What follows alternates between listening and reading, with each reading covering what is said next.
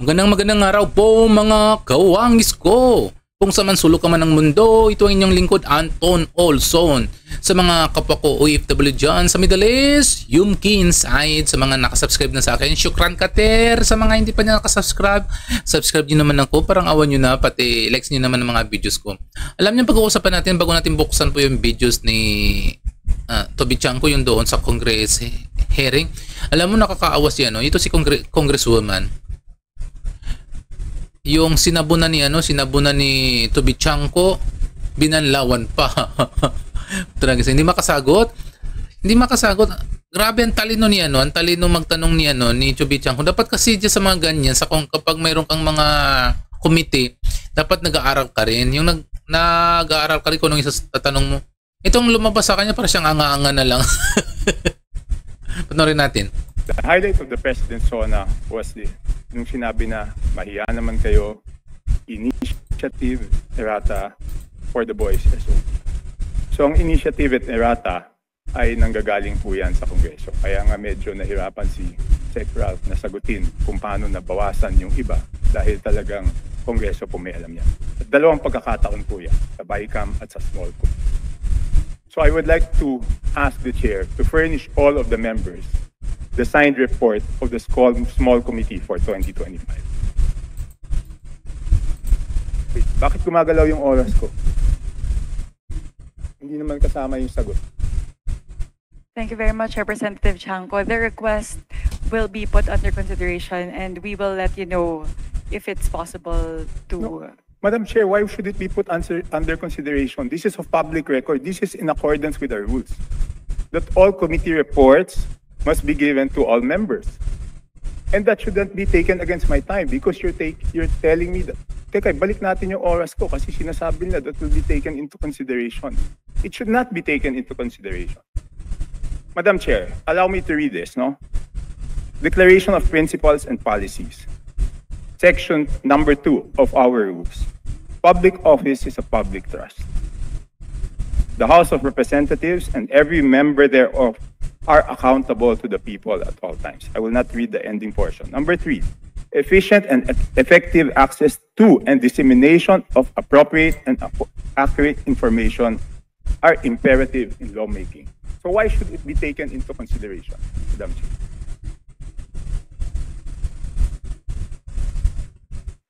This representation was not the Appropriations Chair at the time. So the person who's covering the jurisdiction of that particular document, that is a document within the purview of the 19th Congress. Given that we've now crossed over to the 20th Congress, we would need to consider that request. Madam Chair, that's not acceptable. This is public records. Pareho pa naman yung COMSEC natin. At yan dapat linalagay sa archives. Do I have to read the rules again regarding archives of all documents? So may ang daming violation, Madam Chair. Walang record, hindi binigay. Ngayon, it's not readily available. Walang record sa archives. Ano to, sikreto? Again, this representation was not the Appropriations Chair. Let's ask the committee secretary, where are the signed records of the 2025 small committee report?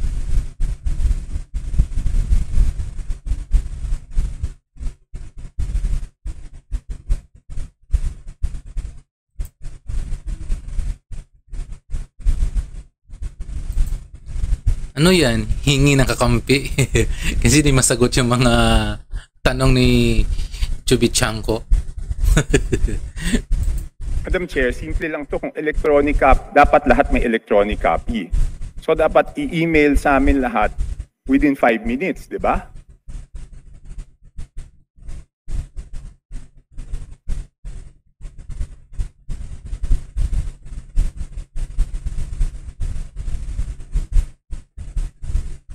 On to the Honorable Chanko, we will look into the records and Madam, look at the particular item. The subject matter of today's hearing is the briefing on the 2026 budget. So this is an internal matter that may be taken up with the Committee on Appropriations separately. So Madam Chair, starting Wednesday, tatanungin natin yung mga departamento paano nila ginastos yung budget nila. Paano natin sila tatanungin kung paano nila ginastos yung budget nila? kung hindi natin alam paano sila nabawasan at paano sila nadagdagan. We So will be able to scrutinize the performance of the different agencies as well as the utilization of the different line items based on the 2025 performance. No. So this does not preclude us from doing that scrutiny. Meron ba o wala? We would Mer- have to look into the records. How May can- I ask exactly what you are asking for?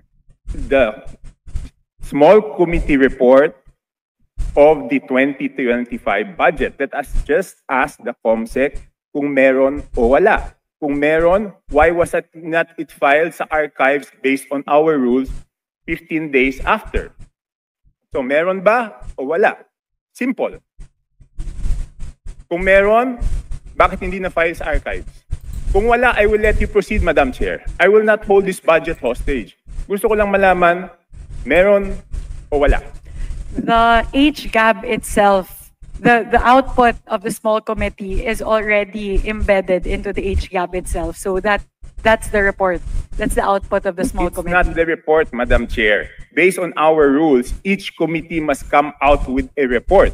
No committee is exempted from coming out with a committee report.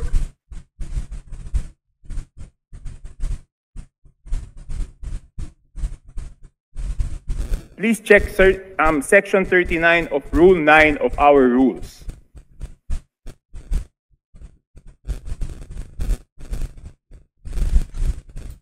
Kasi di ba kung meron, ang dali-dali naman, di ba kawala?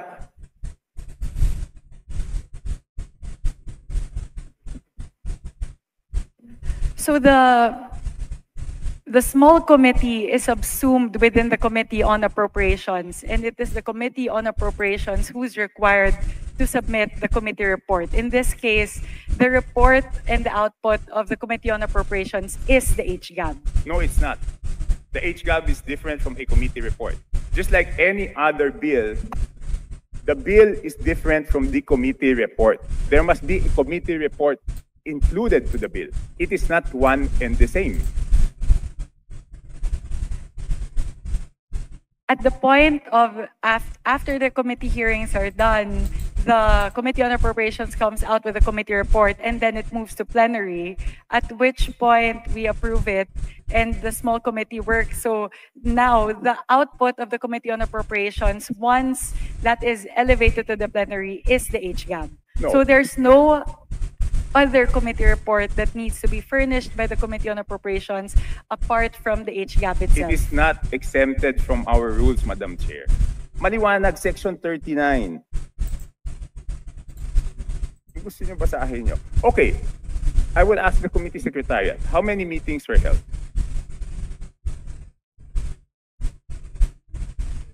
There were 2 meetings. 2 meetings.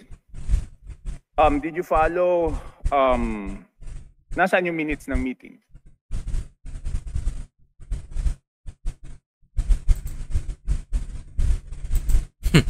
Nakakatawa.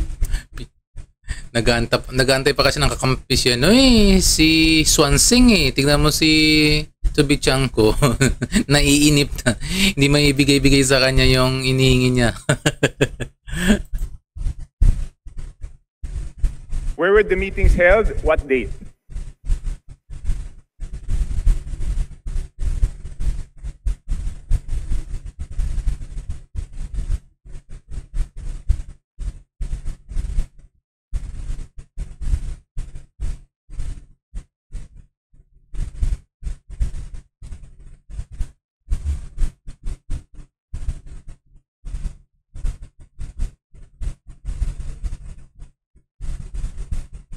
Madam Chair, I can read Section 39 of our rules to make it clear that the committee report is different from the HGAB, but I don't want it to take up my time.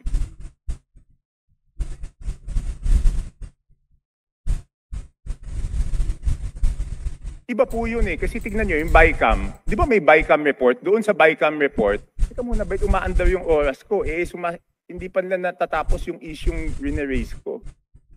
Doon sa BICAM report, nakasulat, okay, yung BICAM report, pinipintasan natin. Pero yung BICAM report, may nakasulat doon kung alin yung nabawasan, alin yung nagdagdagan.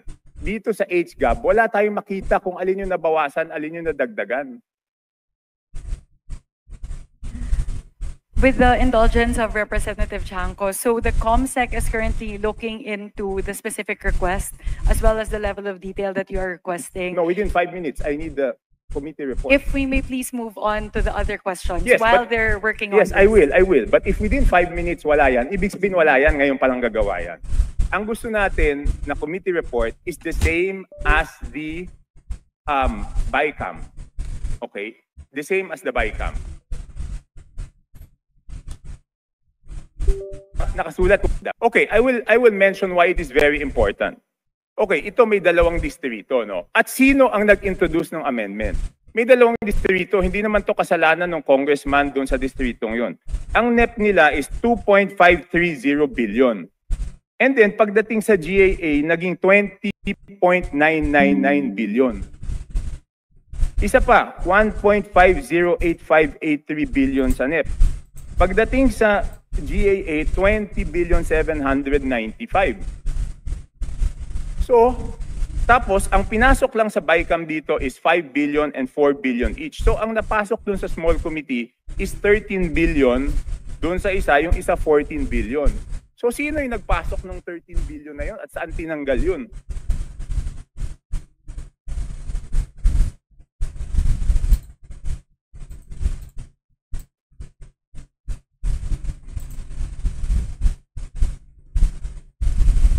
So again, the small committee is subsumed within the Committee on Appropriations, and it is not required to render a separate committee report. The rule that you are citing, Honorable Chanco, pertain to standing committees. And the mother committee in this case of the small committee is the Committee on Appropriations. Yes, but did we exempt the Committee on Appropriations not to submit a committee report? No. Again, the committee report of the Committee on Appropriations at the plenary level is the HGAB itself. Yeah, but all meetings, dito sa ating rules, all meetings must be on record. So it's not only the committee report, dapat yung small committee na yon, meron silang report na finurnish lahat. Again, if with the indulgence of the Honorable Chanco, the COMSEC is looking into the request, if we may move to the next question. Okay, I will move to the next question. Thank you very mukhang much. Wala talaga. Signed committee report showing ano yung binawa, saan napunta. Okay. So it's only now, Madam Chair, that you found out that there is no small committee report?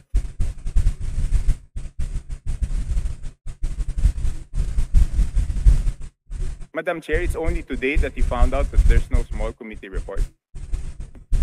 Again, Representative Chanco, I was not the chairperson of the Committee on Appropriations at night.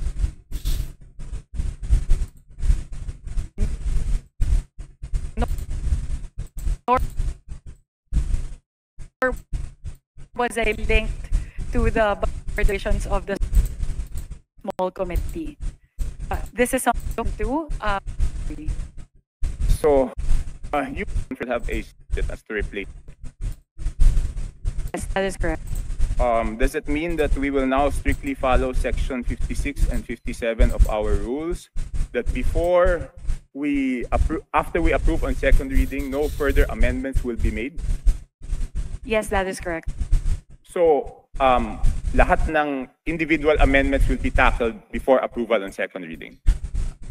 Ang mukha ni Ating, no? Ni Congresswoman. Parang nababanaag mo na parang hindi niya na alam kung anong isasagot niya sa mga tanong ni Tubichanco, no? Tingnan mo. Amendments of institutional nature will all be included in the version of the bill that will be approved on second reading. No, not institutional. I'm referring to committee and individual amendments. Technically speaking, yes, both committee and individual amendments as moved, as tackled during the period of amendments in the plenary. So after the second reading, wala na pong babaguhin. Yes, that is correct. Okay. Sumunod, sino po ang mga miyembro ng small committee at paano sila pinili? As of now, it's an ongoing discussion. It will not be small. Oh, the It actually subcommittee on budget amendments. Yes. So we are looking into representatives nominated by each of the political parties, plus the party list coalition, plus members of the minority. So we are looking at least 10 members. So discussions are still ongoing.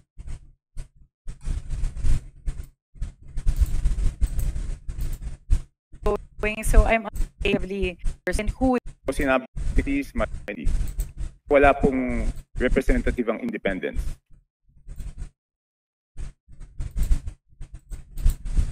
Hindi pa po kami dapat tumingin din sa budget.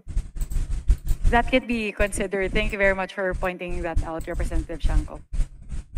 So is it a affirmative that the independents will be represented? Lahat po na ba dapat digital na ngayon? Bakit wala pong soft copy ang HGAP? Wala pa pong HGAP Hindi. for Ibig sabihin fiscal ng year 2025 HGAP, wala pong soft copy yan. So bakit po kaya walang soft copy ang HGAP? Kung yung NEP may soft copy na pinapublish po yung DBM, kung yung GAA na papublish po may soft copy, bakit po kaya walang soft copy yung HGAB? At sigurado po ba tayo na magkakaroon ng soft copy ang HGAB ngayong 2026 budget? So the requirement of the transmission between the House and the Senate is for hard copies during the 19th Congress. So that's the version that was prepared by the House, because that's the requirement of the Senate in terms of the transmittal. Now, though, we are changing that, and we are now moving more towards a digital format, which will render to the members of the House.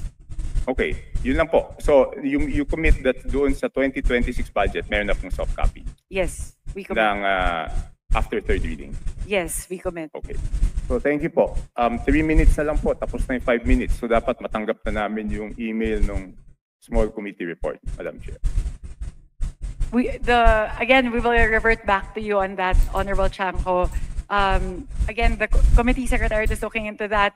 This is something that we can discuss internally. It's an internal matter of the Committee on Appropriations. So I would also not want that to hinder all of the other members to ask their questions pertaining to the 2026 fiscal year budget. So if we can get back to you on that, again, I can also ask the COMSEC to sit down and tackle the request, which we will put under consideration. So, Madam Chair, I don't need to sit down with the COMSEC. I am just requesting that each and every member of the House be given the copy of the small committee report wherein makikita po kung saan po nagbawas ng kasi walang madadagdag kung walang binawas.